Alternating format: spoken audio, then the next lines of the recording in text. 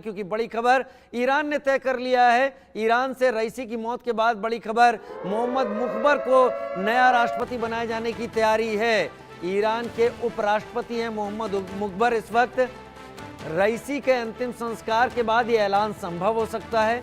खamenei की मंजूरी का इंतजार है। हालांकि उनका बयान इससे पहले भी सामने आया। ईरान के विदेश मंत्री की भी हादसे में मौत हुई है। इस हेलीकॉप्टर हादसे में राष्ट्रपति रईसी की मौत अजरबैजान से वापस लौट रहे थे। मोहम्मद मुखबर नए राष्ट्रपति हो सकते हैं। अनुज माथुर जी, मोहम्मद मुखबर नए राष्ट्रपति हो सकते हैं, लेकिन इस जांच में जो इशारा अभी संजीव जी ने कर दिया कि कोई कदम ईरान उठा सकता है। एक हमला हुआ था ईरानी कॉन्सुलेट पर, उसने ड्रोन्स और मिसाइल से इजराइल पर हमला किया था। अगर यहां पर लीड मिलती है, क्या कोई कोवर्ट ऑपरेशन ईरान कर सकता है, करेगा? और अगर करता है तो उसके बाद पलटवार भी देखने के लिए तैयार रहना होगा। फिर हालात क्या होंगे? देखिए, आप भी उस शब्द का इस्तेमाल कर रहे थे और डर रहे थे उस शब्द का प्रयोग करने के लिए। ये एक ऐसी परिस्थिति पैदा कर सकता है जो कि विश्व युद्ध का ट्रिगर बन सकती है। अब मैं आपको एक मेन वजह बताऊंगा। वो मेन वजह ये है कि ईरान जो अटैक्स करा ईरान ने इजराइल के ऊपर, उसकी खुद की इंटरनल डोमेस्टिक प्रेशर तो थे ही, उसके अलावा ईरान के पास रूस, चीन और कोरिया का इनडायरेक्ट सपोर्ट था। ये उसको ताकत ईरान की जो उसको इच्छा शक्ति दे रही थी इस प्रकार का हमला करने के लिए। तो ये जो भी कार्रवाई होगी, आप देखेंगे कि ये जो नया वर्ल्ड ऑर्डर सुबह से मैं बताने का प्रयास कर रहा हूं, क्रिक इसको हम कह सकते हैं, चाइना, रशिया, ईरान, कोरिया, ये एक नया धड़ा उभर करके आ रहा है। और ये तमाम लोग शक्तियां मिल करके इस बात का, अगर इसमें 1% भी हादसा ना होने की और साजिश की बू आई, तो आप देखेंगे कि एक बहुत बड़ा डायमेंशन कम से कम मिडिल ईस्ट में होगा और ये एक बड़ा ट्रिगर भी बन सकता है। अब इसके अलावा मैं आपको एक बात और बताता हूं। देखिए, जो ईरान के प्रॉक्सीज हैं, उन्होंने ऑलरेडी अपने बयान देने शुरू कर दिए, चाहे वो हिजबुल्लाह हो, हूती हो या कोई भी हो।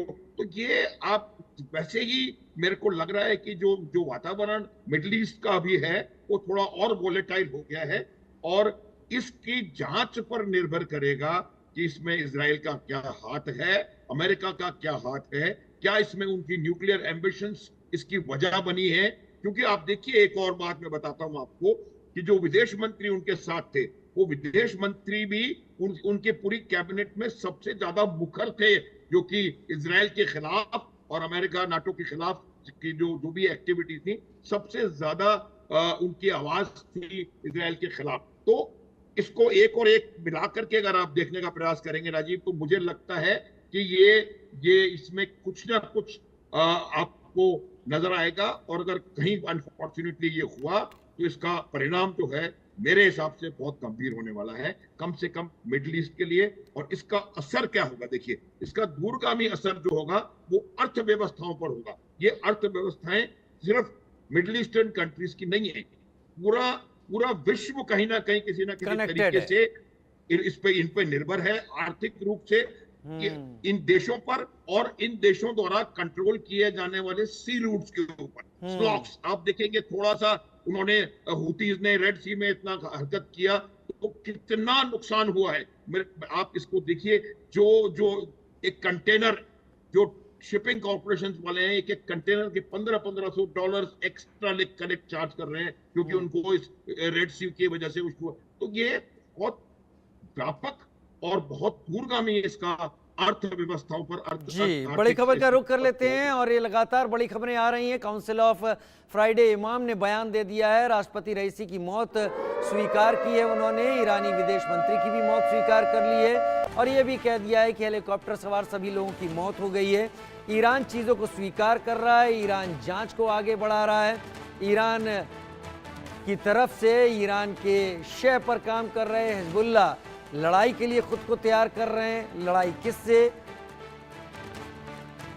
मौजूद इजराइल के खिलाफ मोर्चा बनाने की कोशिश, इजराइल पर इस घटनाक्रम की जिम्मेदारी थोपने की कोशिश है। हालांकि अभी जांच शुरू ही हुई है, लेकिन ईरान की तरफ से फिलहाल ऐसा कोई बयान नहीं आया है। यूके देवनाथ सर, क्या वाकई दो गुटों में बटेगी दुनिया? क्या वाकई अगर मिडिल ईस्ट में हालात खराब होते हैं तो चलिए मेजर शाह, क्या आपको भी लगता है कि हालात खराब होते हैं तो वर्ल्ड पूरा कनेक्टेड है इस रीजन से? वर्ल्ड का जो फ्यूल है, ऑयल है, ज्यादातर यहां से निकलता है, ज्यादातर यहां से आता है, उस पर रोक लगेगी, उसके चलते पूरा वर्ल्ड हिलेगा? बड़ा अच्छा सवाल किया है आपने राजू जी। देखिए, बात ऐसी है कि वर्ल्ड कनेक्टेड है इस रीजन से। आप हमारा ही खुद का घर का एग्जांपल देख लीजिए। हमारे रिश्ते ताल्लुकात है ईरान से, हमारे ताल्लुकात हैं इजराइल से भी, लेकिन उसके बावजूद भी इन दोनों मुल्कों की, इजराइल और ईरान की नहीं बनती है, ईरान और अमेरिका की नहीं बनती है। आप देखिए रूस और यूक्रेन में क्या हो रहा है, आप देखिए चीन और ताइवान में क्या हो रहा है, आप देखिए चीन और अमेरिका का क्या हो रहा है, आप देखिए पाकिस्तान हमारे साथ बदतमीजी करता है, हम दो झापड़ लगा के इनको सही कर देते, वो अलग बात रही। लेकिन दुनिया भर में अगर देखा जाए तो ये काफी, देखिए एक छोटा सा पत्थर तालाब में सुनामी ला सकता है। एक छोटी सी चिंगारी बहुत बड़ी आग बन सकती है। आपको मैं 1914 में ले आता हूं, जब ये विश्व युद्ध का आगाज हुआ था। एक छोटे से एक असैसिनेशन से शुरुआत हुआ था और 4 साल लगे थे 1914 से 1918 तक अमेरिका को इसके अंदर कूदने में। जब अमेरिका के कुछ जहाज पे बमबारी हुई, वो डूब गए थे तब। तो एक छोटी सी बात भी कई बार बहुत बड़ी बात हो सकती है, और यहाँ पर जो हुआ है हादसा, ये छोटी बात नहीं है। जी हाँ, ये और यहाँ पर जो हुआ है हादसा, ये छोटी बात नहीं, दुरुस्त फरमाया आपने, क्योंकि एक छोटी सी बात भी एक बहुत बड़ी बात बन सकती है, और यहाँ पर तो ऑलरेडी बड़ी बात है। तो ये इसका खामियाजा कहीं ना कहीं सारे मुल्कों को जाएगा। जो लोग मुल्क बाहर दूर बैठे हुए हैं और सोच रहे हैं हमें फर्क नहीं पड़ता है, फर्क पड़ता है। जैसे कि लाल को देख लिया आप रेड सी में, gulf of Persia, gulf of Persia, बिल्कुल सही फरमाया आपने। तो यहाँ से जितना भी ट्रेड रूट्स हैं, ये यहाँ पे डिपेंडेंट है। यहाँ पे ह्यूथी रिपल्स ने अपनी वहां पे आका दादागिरी जमा रखी है कि अगर कोई भी ट्रेड रूट, 50 से अन्य राष्ट्र हैं जो अफेक्टेड हुए हैं इससे, अरे कोई एक बार अफेक्ट हो जाएंगे, चाहे तेल हो, चाहे कार्गो हो, चाहे टेरर हो, इनका कुछ भी हो, तो लोग अफेक्टेड तो होंगे ही होंगे। और आपने जो बात बोली, क्या 2 भागों में बटेगी दुनिया, बिल्कुल मुमकिन है। कैसे मुमकिन नहीं है? बिल्कुल मुमकिन है, मैं मानता हूं। क्योंकि अल्टीमेटली क्या होएगा कि जो मुल्क भी न्यूट्रल पक्ष रखते हैं, अल्टीमेटली अगर ऐसे ही बात बढ़ती रहे, they will be forced to take sides. ठीक है, बड़ी खबर का रुख करते हैं। रईसी की मौत पर आईआरजीसी का भी बयान सामने आया है। हादसे में शव बुरी तरीके से जल गए हैं और पहचान तक संभव नहीं। जाहिर सी बात है, ये पता लगाने के लिए कौन सा शव किसका है, अब डीएनए की कोशिश की जाएगी, क्योंकि हेलीकॉप्टर का फ्यूल जो वहां पर बर्न किया होगा, उस फ्यूल का टेम्परेचर इतना ज़्यादा हो जाता है कि उसमें ये शव पूरी तरीके से खाक जैसी हालत में आ गए हैं। जल के पहचानने की स्थिति इनकी नहीं बची है। यूके देवनाथ सर भी मेरे साथ इस वक्त जुड़ गए हैं। यूके देवनाथ सर, हम बात कर रहे थे कि क्या 2 हिस्सों में बटेगी दुनिया। अभी जांच चल रही है, हिजबुल्लाह धमकी दे चुका है, ईरान जांच कर रहा है, ईरान ने साफ कर दिया है इजराइल को लेकर कोई भी बदलाव नहीं होगा। जिस तरीके से अब तक चीजें चल रही थी वैसे ही चलती रहेंगी। अगर इस जांच में कुछ निकला या अगर नहीं निकला या ईरान ने कोई एक्शन ले लिया, तो क्या दुनिया 2 हिस्सों में बटेगी? और बटेगी तो भारत क्या करेगा, क्या करना चाहिए भारत को? दोनों से ही अच्छे संबंध है। जी हाँ, दुनिया मोटा मोटी 2 धड़ों में ऑलरेडी बटी हुई है। एक तो धड़ा है पश्चिमी देश, नेटो के देश, यूरोपियन देश, जो कि अमेरिका के इन्फ्लुएंस में है। जो पश्चिम एशिया के ज्यादातर मुस्लिम और अरब देश हैं, वो अमेरिका के इन्फ्लुएंस में है, ईरान को छोड़कर। दूसरे धड़े में आ जाते हैं, रूस हो गया, नॉर्थ कोरिया हो गया, चाइना हो गया, ईरान भी हो गया। जहां तक भारत का ताल्लुक है, भारत ने बहुत क्लियरली अपने को दोनों धड़े से दूर रखा हुआ है। भारत सरकार ने बार बार ये कहा है, और पिछले 1 साल में श्री एस जयशंकर जी, हमारे विदेश मंत्री हैं, उन्होंने कम से कम 6 बार ये स्टेटमेंट दिया है कि भारत दुनिया में वही काम करेगा, उन्हीं देशों के साथ रहेगा जो कि भारत के मित्र हैं और जिनके साथ भारत का अपना एक कॉमन नजरिया है। यानी ना भारत परमानेंटली रूस चीन के पास साथ है, ना भारत परमानेंटली इंग्लैंड फ्रांस या अमेरिका के खेमे में है। भारत आप देख लीजिए हमने कितना बैलेंस रुख अख्तियार किया हुआ है। जब रूस और यूक्रेन का युद्ध चालू हुआ तो भारत के ऊपर पश्चिमी देशों का अमेरिका का बहुत दबाव आया कि भारत रूस विरोधी बयान दे। हमने ऐसा नहीं किया। इसी तरह से जब हमास और इजराइल का युद्ध हुआ तो अमेरिका ने तो भारत को पीछे से काफी हिंट दिया कि भारत को क्लियरली इजराइल का साथ देना चाहिए और फिलिस्तीन के लोगों का, हमास का निंदा करना चाहिए। लेकिन भारत ने बहुत ही बैलेंस रुख अख्तियार करते हुए कहा कि संकट की घड़ी में हम इजराइल के साथ हैं। बड़ी बात ये यूके देवनाथ सर कि अगर ये स्थिति ऐसी आ गई जहां पर कुछ फैसला लेना पड़ा तो क्या होगा, क्योंकि बड़ी खबर ये कि रईसी की मौत पर ईरान सरकार ने अलर्ट जारी किया है। ईरानी सरकार ने IRGC को अलर्ट जारी किया है। बड़ी खबर इस वक्त चल रही है, हर तरह की स्थिति से निपटने के लिए हम लोग तैयार हैं। प्रमुख शहरों में बसीज फोर्स उतार दी गई है। ईरान के कुर्द बहुल इलाकों में चौकसी बढ़ा दी गई है। कुर्द बहुल इलाकों में पिछले साल सरकार विरोधी प्रदर्शन भी हुए थे, आंदोलन भी हुए थे। संजीव सर, ईरान ने अलर्ट जारी किया है, ईरान ने कुर्द बहुल इलाकों में अपनी चौकसी बढ़ाई है। क्यों ईरान को लगता है कि कुर्द बहुल इलाकों में चौकसी बढ़ाना इस वक्त जरूरी है? देखिए, इस समय जो ईरान की स्थिति है इसमें ये असाधारण घटना है। ये कोई साधारण बात नहीं है कि एक हार्ड लाइनर इमेज रखने वाला राष्ट्रपति एक हादसे का शिकार हुआ है और साथ ही साथ एक बहुत ही मुखर, बहुत ही कड़े बयान देने वाले विदेश मंत्री जो हैं ईरान के, अब्दुल्लाहियान, उनकी भी इसमें मृत्यु हो गई है। और जिस तरीके की ईरान चैलेंजेस फेस कर रहा है, चाहे वो क्षेत्रीय स्तर पर हो, चाहे वो वैश्विक स्तर पर हो, यूनाइटेड स्टेट्स ऑफ अमेरिका के साथ उसके संबंध हो, वो सभी जो है बेहद कठिन स्थितियां हैं। और अब ये देखना होगा कि ईरान इस पूरे इन्वेस्टिगेशन में किस निष्कर्ष पर पहुंचता है, ईरान का कंक्लूजन क्या होता है, ईरान का असेसमेंट क्या होता है।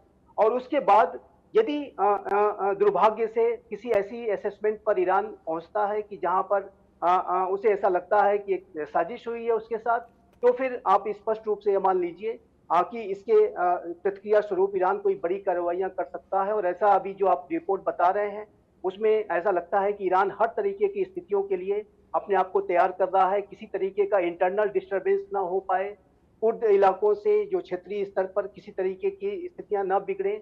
और यदि ईरान को कोई प्रतिक्रिया व्यक्त करनी है तो उसके लिए भी ईरान जो अपनी तैयारियां आने वाले समय में और तेज करेगा। तो ये अब आने वाला जो समय है, आने वाले कुछ दिन बहुत ही ज्यादा जाहिर है कि क्लोज ऑब्जर्वेशन रखने वाले होंगे कि ईरान किस तरीके की प्रतिक्रिया व्यक्त करता है, किस असेसमेंट पर पहुंचता है। और उसके बाद पूरी स्थितियों को लेकर के अंतर्राष्ट्रीय समुदाय को भी अपना एक रिस्पांस तैयार करना होगा। लेकिन जाहिर है कि वर्तमान समय में जो स्थितियां मिडिल ईस्ट रीजन की पहले से बहुत तनावपूर्ण है।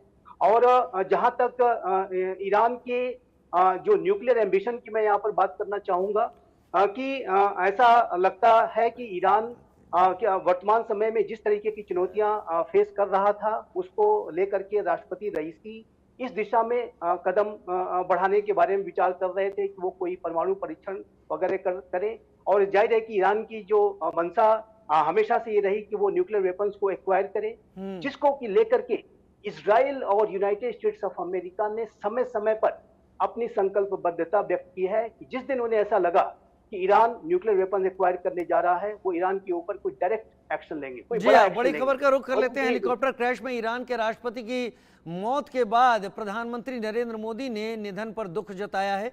ईरान के राष्ट्रपति के निधन से मैं दुखी हूं, भारत दुख की इस घड़ी में ईरान के साथ है। इब्राहिम रईसी हमेशा याद रखे जाएंगे। भारत से मजबूत संबंध में उनका एक अहम योगदान रहा, रईसी का योगदान भी हमेशा याद रखा जाएगा।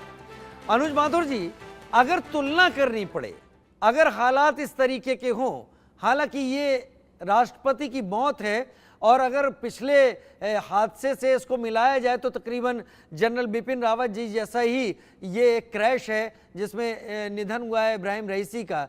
लेकिन अगर तुलना करनी पड़े इस इलाके में इस तनातनी के बीच अगर ईरान कोई कदम उठाता है तो भारत इजराइल, क्योंकि इजराइल भारत का कारगिल में एक बड़ा मददगार के तौर पर रहा है, ईरान जिसने भारत को चाबहार पोर्ट दिया हुआ है और ईरान ने भारत को एक वे आउट दिया है पाकिस्तान का रूट लेने की जगह, तो भारत किस तरीके से अपने संबंधों को बनाए रखते हुए यहाँ अपनी जिम्मेदारी निभा पाएगा? क्या मिलिटरली भारत को अपने सपोर्ट को ध्यान में रखना होगा या डिप्लोमेटिकली जो चीजें होती हैं वैसे सेटल करेगा? देखिए राजीव, मेरा ये बहुत फर्मली मानना है कि भारतवर्ष आज इस परिस्थिति में है, जिस प्रकार की आपकी लीडरशिप है और डिप्लोमेसी है, मेरा ये मानना है कि चाहे कैसे भी हालात वहां पर उभरे, हम इस दोनों साइड्स के साथ न्यूट्रल रहते हुए अपना काम कर सकते हैं। और न केवल अपना काम कर सकते हैं, अपना जो विचार है उसको मेंटेन कर सकते हैं, बल्कि हम उसको डाउज करने में भी कहीं ना कहीं हम आ सकते हैं। ये बात आप देखिएगा, हमने रशिया और यूक्रेन की लड़ाई में भी लोगों ने कहा था कि आप यहाँ मिलो वहां मिलो, हमने एक प्रॉपर न्यूट्रल स्टांस बना के रखा और दोनों के साथ आज की तारीख में भी हमारे युद्ध चल रहा है उनका पिछले सवा 2 साल से, और अभी भी हमारे जो संबंध है बहुत बेहतरीन है। इजराइल की मैं जहां तक आपको बात बताऊं, इजराइल एकमात्र दुनिया का एक ऐसा देश है जिसने सन 1948 से लेकर के आज तक हर समय, हर परिस्थिति में, हर लड़ाई में हमारा साथ दिया है, चाहे वो किसी भी खेमे में रहा हो। तो इजराइल के लिए हमारा एक अलग स्टांस होना चाहिए और ईरान का भी हमारा संबंध बहुत बेहतरीन है। और मुझे ये लगता है बहुत कि हम लोग डिप्लोमेटिकली, पॉलिटिकल लीडरशिप के उसके हिसाब से दोनों के साथ एक बैलेंस्ड अप्रोच करने में काबिल रहेंगे। ठीक है सर, उम्मीद यही करेंगे कि इजराइल और पश्चिम एशिया में हालात काबू में रहेंगे। ईरान कम से कम अपने इन्वेस्टिगेशन के जरिए सच्चाई सामने ला पाएगा और उसके बाद कम से कम इस इलाके में जो हालात अब तक चल रहे हैं उन्हें कंट्रोल करने में इंटरनेशनल लीडरशिप भी अपना रोल प्ले करेगी। बहुत शुक्रिया आप सभी का साथ में जुड़ने के लिए अपने विश्लेषण, अपने एनालिसिस के साथ। और अब आगे बढ़ते हैं।